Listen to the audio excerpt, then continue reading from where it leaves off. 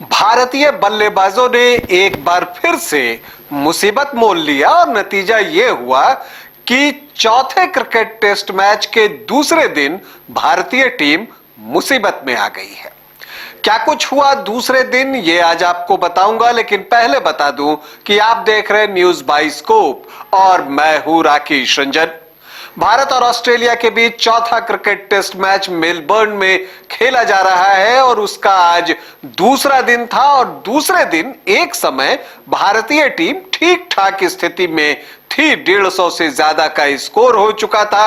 विराट कोहली और यशस्वी जायसवाल के बीच 100 रन की साझेदारी हो चुकी थी और ऐसा लग रहा था कि भारतीय टीम एक बड़ा स्कोर खड़ा करने जा रही है ऑस्ट्रेलिया के विशाल स्कोर के जवाब में।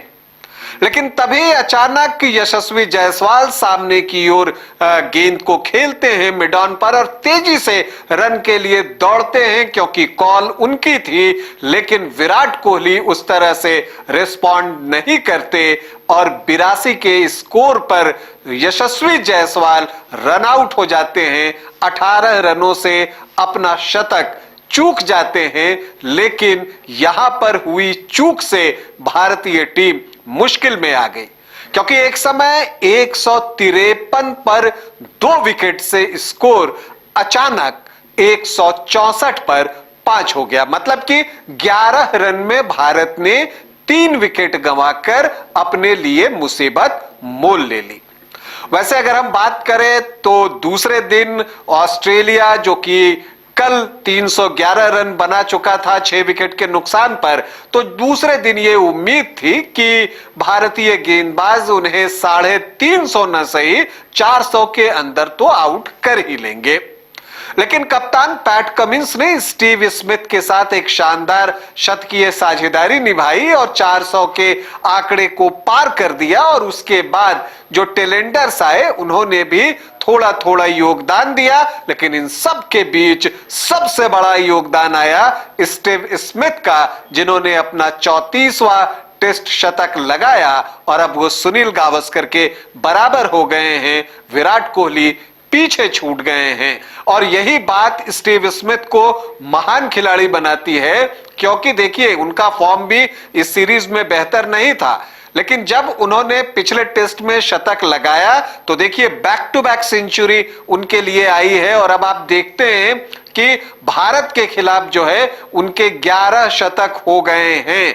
तो स्टीव स्मिथ, जिन्हें कि भारतीय गेंदबाजी बेहद पसंद है खेलने के लिए, उन्होंने एक शानदार पारी जो है वो खेली है और 140 रन बनाए, वो भी 197 गेंदों पर। तो एक अच्छे स्ट्राइक रेट के साथ उन्होंने स्कोर किया और ऑस्ट्रेलिया की पहली पारी जो समाप्त हुई उस समय स्कोर बोर्ड पर टंगा था 474 रन। तो एक विशाल स्कोर ऑस्ट्रेलिया की तरफ से। भारत के लिए एक बार फिर से Jasprit Bumrah top of the bowler रहे, 4 विकेट उन्होंने लिए 99 रन खर्च करके। तो रविंद्र जडेजा ने 3 विकेट लिए और इसके अलावा आकाशदीप को 2 विकेट मिला और वाशिंगटन सुंदर ने लाबुशेन को आउट किया था।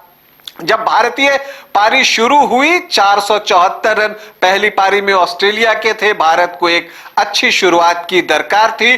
कप्तान रोहित शर्मा एक बार फिर से ओपनिंग स्लॉट में आए और बल्लेबाजी करने के लिए यशस्वी जायसवाल के साथ मैदान में उतरे, लेकिन नतीजा कुछ बहुत ज्यादा अलग नहीं हुआ।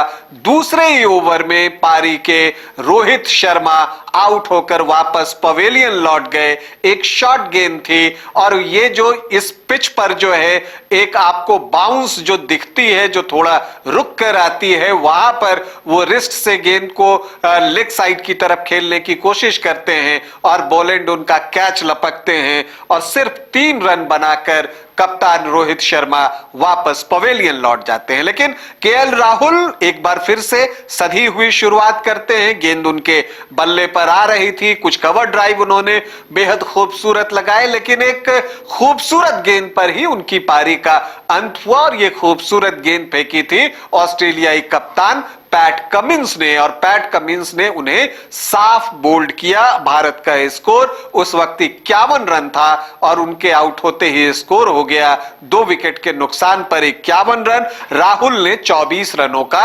योगदान दिया। तो टीम मुश्किल में दिख रही थी, लेकिन यहां पर यशस्वी जायसवाल और विराट कोहली ने एक शानदार साझेदारी की, इनफैक्ट शतकीय साझेदारी की। विराट कोहली की पारी की खासियत यह थी कि आउटसाइड द ऑफ स्टिक जो उन्हें परेशानी हो रही थी उस पर वर्क करते हुए उन्होंने गेंदों को छोड़ना शुरू किया। और जब आप गेंदों को छोड़ते हैं तो लाइन आपकी बॉडी की तरफ गेंदबाज को लाना पड़ता है और वहां पर आपके लिए रन बनाने के अवसर होते हैं, और यह चीज विराट कोहली के साथ हुआ भी। लेकिन तभी, जैसा मैंने आपको शुरुआत में बताया, यशस्वी जायसवाल 82 रन बनाकर रन आउट होते हैं, और ये चीजें विराट कोहली के माइंड में भी प्ले कर रही होती हैं, क्योंकि इसी का नतीजा था कि बस अगले ही ओवर में वो भी अपना विकेट गंवाकर वापस लौट जाते हैं, और वो फिर उसी तरह से आउट हुए जैसे पूरी सीरीज में आउट हो रहे हैं। आउटसाइड द ऑफ स्टंप उन्होंने एज किया और विकेट कीपर ने उनका कैच लपका, क्योंकि कंसंट्रेशन उनका टूट चुका था। जो हर गेंद से पहले वो खुद को कह रहे थे कि आउटसाइड द ऑफ स्टिक गेंद